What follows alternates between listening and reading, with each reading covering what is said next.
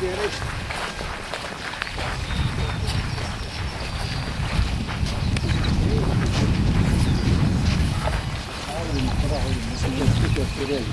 Čia jie.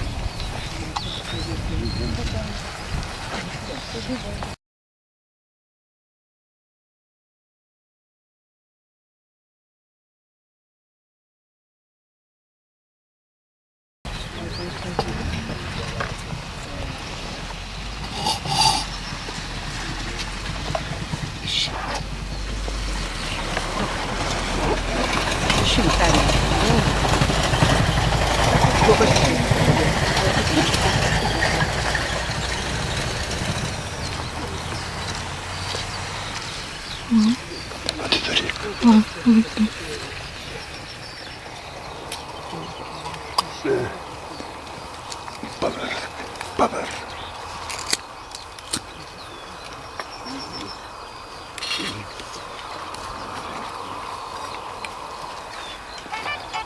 Nu, kaip ir visi susirinko dalyvaujantis mūsų renginyje. Čia mes susirinkom tokioje svarbioje vietoje, kurioje žuvo Petras Vilkelis, būrio vadas, kartu su 3 savo bendražygiais. Ir čia mūsų kompanijoje dalyvauja Petro Vilkelio dukra Joana Vilkelytė, prašom čia prie ąžuolėlio, ir jos anūkė Ievutė Gustaitė, kuri kaip būtų Petro Vilkelio jau proanūkė. Ir čia labai viskas gerai susidėlioja, ta prasme, kad matom visą kartų pereinamumą. Ir ne šiaip savo, kad taip savo, tik tai, kad išgirdo iš kažkur. Yra šitoj giminėje daug tokių prigimtinių dalykų. Pasakysiu taip, kad Ievutė Gustaitė, misijos Sibiras dalyvis, taip, kad labai tiesiogiai, artimai su šitais visais dalykais susijusi. Ir gerai žino, ir manau, kad tikrai nuoširdžiai iš vidaus. Suteikim jai žodį, bent jau pirmai. Taigi, laba diena. Norėčiau trumpai pristatyti, jog šis kryžius yra pastatytas Dainavos apygardos Šarūno rinktinės Vytenio tėvūnijos partizanų atminimui. 1949 m. kovo 9 dieną Leipalingio NKVDistai ir stribai atvyko į šią Leono Poličio sodybą ieškoti bunkerio. Apie bunkerį jau buvo pranešta informatoriaus. Prieš tai Narkūnų miške per susišaudymą nelygioje kovoje žuvo 2 Vytenio tėvūnijos partizanai, Juozas Barkauskas Vėjūnas ir Balius Sotnikas Milžinas. Atvykę jie į šią sodybą apie 2 valandas ieškojo bunkerio. Tuo metu sodyboje buvo tik sodybos šeimininkė Ona Paliutienė. Sodybos šeimininkas keliavo per užšalusį ežerą į kitą kaimą ir išgirdo šūvius. Išgirdus šūviams jisai pagalvojo, jog jau kas, bet greičiausiai dėdė žuvo.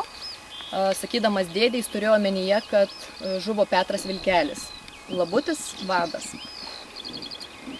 Tad bunkeris, kuris buvo po namu, buvo aptiktas ir žuvo 4 partizanai. Vytenio tėvūnijos vadas Petras Vilkelis Labutis, bei jo bendražygiai Bronius Adauskas Galiūnas, Petras Žakevičius Tautmylis, bei atvykęs iš Lazdijų Jančia Džiaugsmelis. Tad žuvus kūnus sumetė į vežimą ir nuvežė į Leipalingį. Petras Vilkelis partizanavo nuo 1945 metų. 1999 metais jam buvo suteiktas kario savanorio statusas. Ir žuvus šiems partizanams, kaip pagerbimą norėčiau pakviesti pagerbti tylos minutę.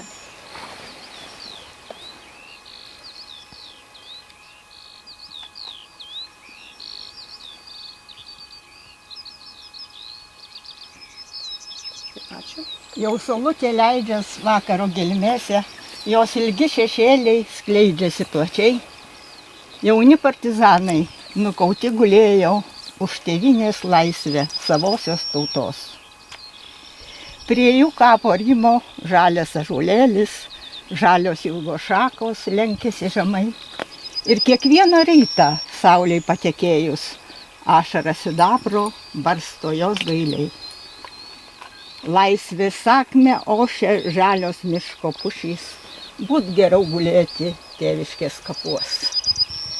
Miško broliai žuvė už tėvinės laisvę, ilsisi ramybei ošančios miškuos. Ir dar labai trumpai, gimnazistas jaunas parašė dainą žuvus Petrui Vilkeliui Labučiui, jis vėliau pats po metų išėjo partizanauti ir žuvo. Ko nuliūdai, brangi Dzūkija, su vėjeliu atlėkė žinia, apsupo brolius partizanus Stalino budelių gauja. Virš bunkerio kvatojo šmėklos, ieškodamos nekaltų aukų didžių. Brangus vėjūnė, milžinėlį, aplaistėt bunkerį krauju. Be tų aukų jiems neužteko, besočiams Azijoms žvėrims. Ir niekšas veda juos ant tako, dar čia yra vienas bunkeris. Vienai motuliui išauginti sūnelį ilsis 4, bet jiems šią dieną lemta mirti. Jie jau negrįž draugų būrin. Džiaugsmelį tautmylį galiūnė, išėjot neilgai tenai. Palikot brolius partizanus, kuriuos mylėjot taip labai. Tik vienas Dievas visagalis supranta tuos baisius laikus. Ak, pasakyk, brangus Labuti, kas priglaus tavo vaikelius. Bet neilgai puotausit žvėris ties žuvusių aukų vieta. Ten, kur kulkoks vaizdžiai kvatojo, ten bus relikvija šventa. Ilsėkitės ramiai, didvyriai, Labuti vadė mūsų brangus, už tą auką ir už žygį jums te atlygino dangus.